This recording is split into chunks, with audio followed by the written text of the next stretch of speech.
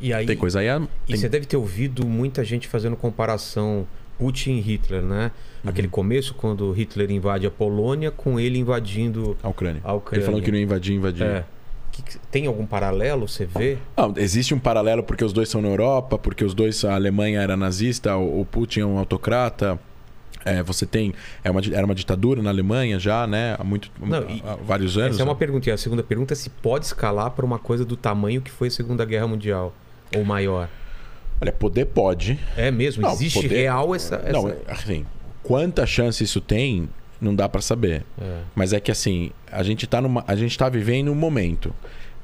Julgar o momento dentro do momento é mais difícil do que julgar o momento depois que o momento passa. Ah, claro, claro. Então, a gente tem uma quantidade de informações e a gente julga de acordo com essas informações, de acordo tem parte dessas e fazendo comparações com outros momentos da história.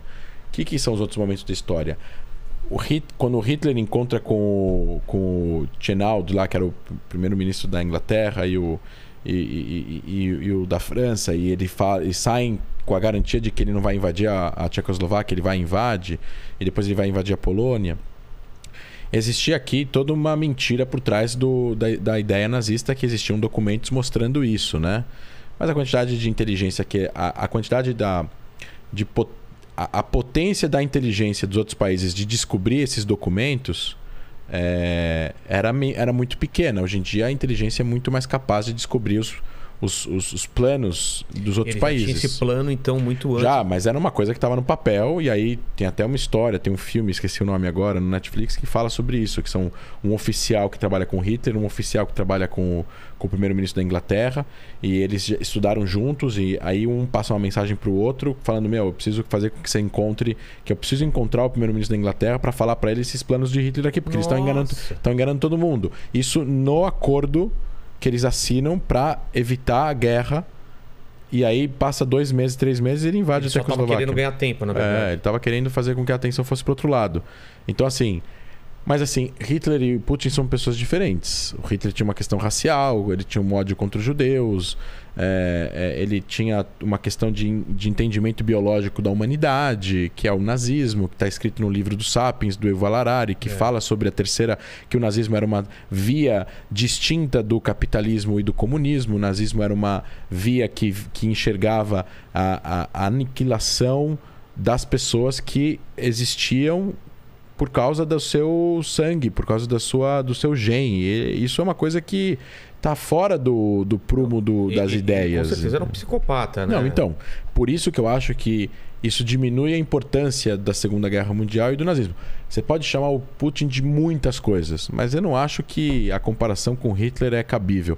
Claro, os ucranianos, isso eu entendo, enxergam nele o que o Hitler foi na Alemanha. Os poloneses que estão vendo esse avanço, então, é isso. É justamente isso. Puta, eles enxergam. Já vimos esse filme antes, então eles enxergam. E aí eu não tiro a razão de... Tem as charges lá e tal, não sei o quê. Mas você vê, a charge que a Ucrânia coloca no primeiro dia é um Hitler adulto grande fazendo um carinho num Putin bebê ou criança. Ele pode vir a ser num futuro, mas... Ou ele coloca assim, você é um mini... mini Hitler. Um mini Hitler, tá. Mais ou menos isso. Ainda assim, devido às proporções, eu acho que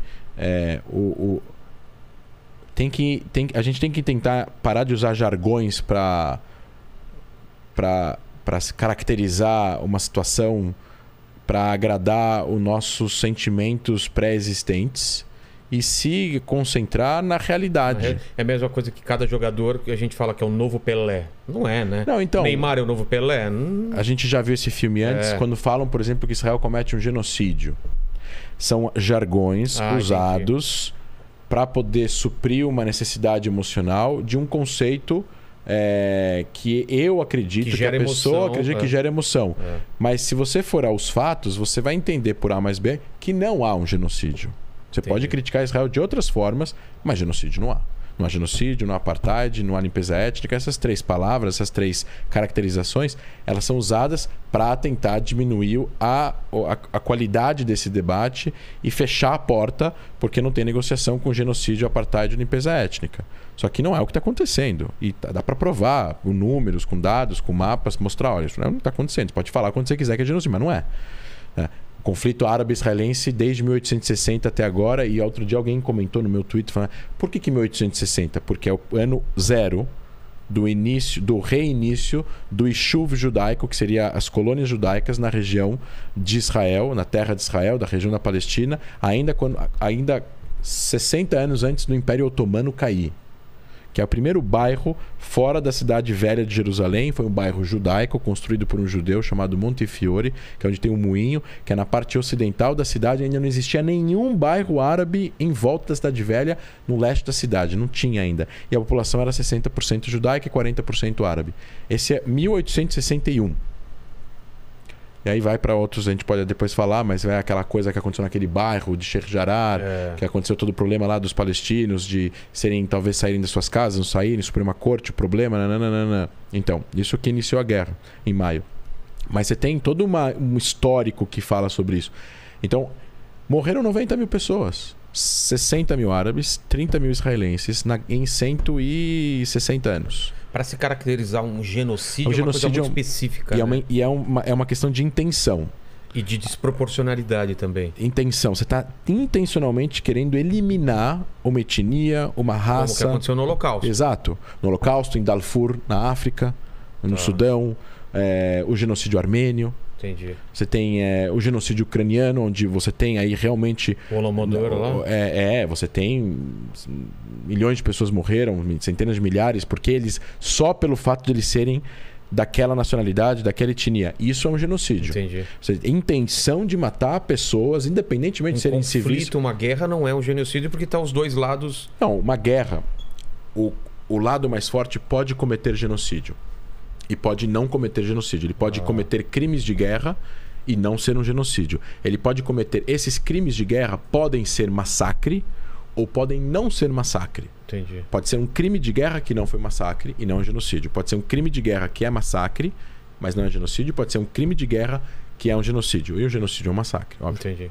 Entendeu?